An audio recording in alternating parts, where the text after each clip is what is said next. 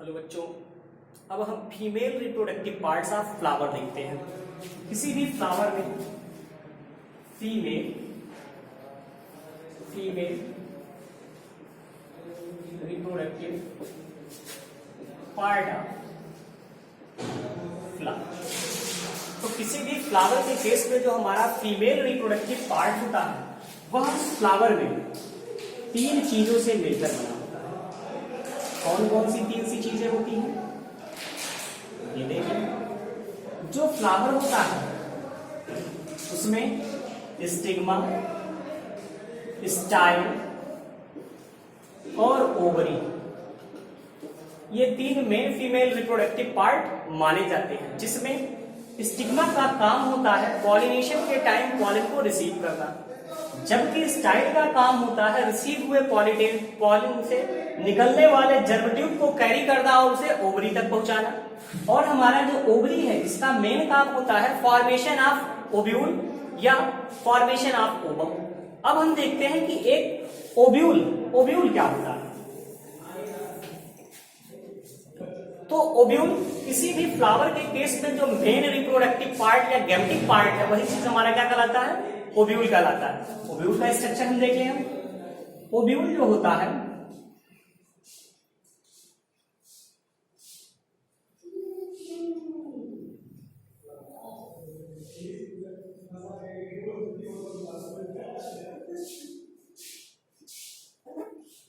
अब किसी भी फ्लावर की कंडीशंस में जो हमारा मेन एम्ब्रियो है, इस मेन एम्ब्रियो को उस फ्लावर से अटैच करने के लिए जो कनेक्शन पॉइंट पाया जाता है वह कनेक्शन पॉइंट हमारा कहलाता है फनकिल। और ओव्यूल के चारों तरफ पाए जाने वाले ये ओव्यूल के चारों तरफ जो होता है न्यूक्लियस होता है या प्रोटेक्टिव लेयर है। प्रोटेक्टिव जो क्या करता है ओव्यूल को प्रोटेक्शन प्रोवाइड करता है।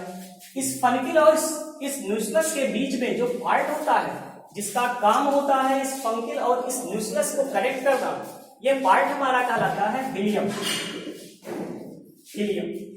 जो हमारा मेन ओव्यूल होता है ये दो प्रोटेक्टिव लेयर्स के द्वारा कवर्ड होता है। इन प्रोटेक्टिव लेयर को हम कहते हैं आउटर इंटुगमेंट और इनर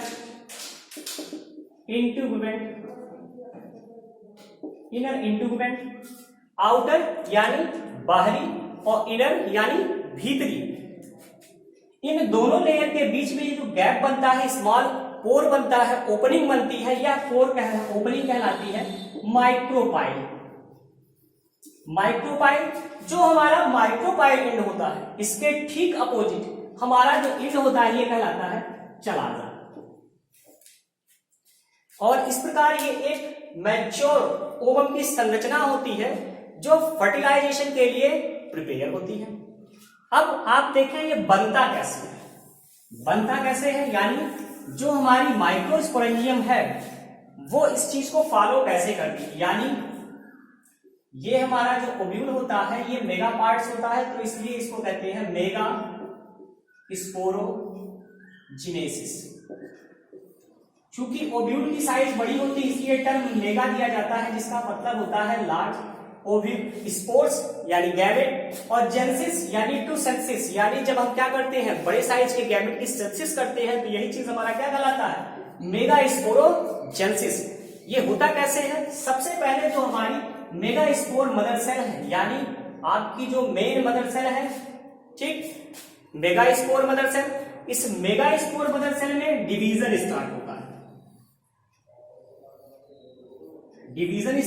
है। जिसके कारण क्या होता है, जो हमारा सिंगल न्यूक्लियस होता है वो डबल न्यूक्लियस में डिवाइड करता है, और जो डबल न्यूक्लियस होता है ये पुनः डबल यानी 4 न्यूक्लियस स्टेज में डिवाइड होता है। और ये 4 न्यूक्लियस स्टेज 8 न्यूक्लियस स्टेज में कन्वर्ट हो जाता है। 8 न्यूक्लियस स्टेज में कन्वर्ट हो जाता है। जो 8 न्यूक्लियस स्टेज या 8 सेल स्टेज है इनमें से हमारे 2 पोल बने, एक ऊपर की तरफ और एक नीचे की तरफ। ऊपर की तरफ जो हमारा पोल बनता है वो कहलाता है सिनर्जिक पोल, और नीचे की तरफ जो पोल बनता है वो हमारा कहलाता है एंटीपोडल पोल। सिनर्जिक पोल और एंटीपोडल पोल से एक एक सेल सेंटर की तरफ आते हैं, सेंटर यानी बीच में, सेंटर की तरफ आते हैं। जब ये सेल सेंटर की तरफ आ रहे होते हैं, सेंटर की तरफ आ रहे होते हैं यानी सेंटर में पहुंचने वाले होते हैं, तो इस कंडीशंस में इन सेल्स को हम कहते हैं पोलर न्यूक्लियाई। चूंकि इनकी संख्या 2 है इसलिए इसको बोलते हैं 2 पोलर न्यूक्लियाई। रीजन कौन सा है? सेंट्रल रीजन है, इसलिए पोलर शब्द दिया गया है, साइड से ये आ रहे हैं। और जो हमारे सिनर्जिक रीजन है, यहां पर 3 जो सेल्स बने उन्होंने सिनर्जिक ली, उनमें से 2 सेल ने सिनर्जिक सेल का फॉर्मेशन किया और एक सेल जो उसमें से बची उसने फॉर्मेशन किया किसका? मेन एग का। जबकि जो हमारा एंटीपोडल सेल रीजन था, यहां तीनों सेल एज सच वे में बने हुए थे। तत्पश्चात हमारे एंटीपोडल रीजन पर ये तीनों सेल क्या करते हैं? एक साथ फिक्स हो जाते हैं।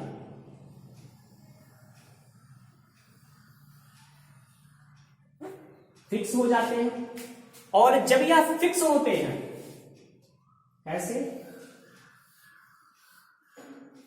तब इन्होंने इसका नाम क्या कर दिया? एंटीपोडल पार्ट कर दिया, एंटीपोडल। ठीक। और जो हमारी दोनों पोलर न्यूक्लियाई सेंटर रीजन की तरफ मूव आई की थी, वो क्या हुई? आपस में फ्यूज हो गई और 2 के बजाय ये 1 हो गई। जिससे क्या हुआ? पोलर न्यूक्लियाई में सेंटर सेल का फॉर्मेशन हो गया।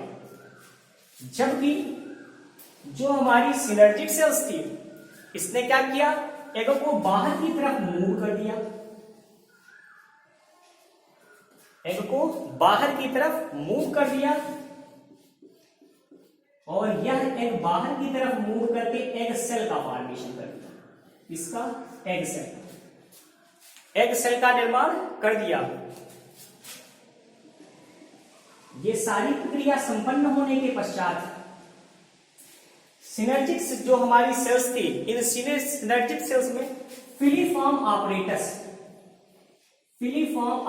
का निर्माण हुआ और इसके निर्माण के साथ ही ओव्यूल फॉर्मेशन की जो प्रक्रिया थी, यानी जो हमारा मेगास्पोरोजेनेसिस प्रक्रिया था, यह कंप्लीट हो जाता है। ओके, अब आपको हम नेक्स्ट लेक्चर में बताएंगे कि पॉलिनेशन और पोस्ट फर्टिलाइजेशन। ये तो हमारा प्री फर्टिलाइजेशन था, तो फर्टिलाइजेशन और पोस्ट फर्टिलाइजेशन हम आपको नेक्स्ट वीडियो में बताएंगे। ओके।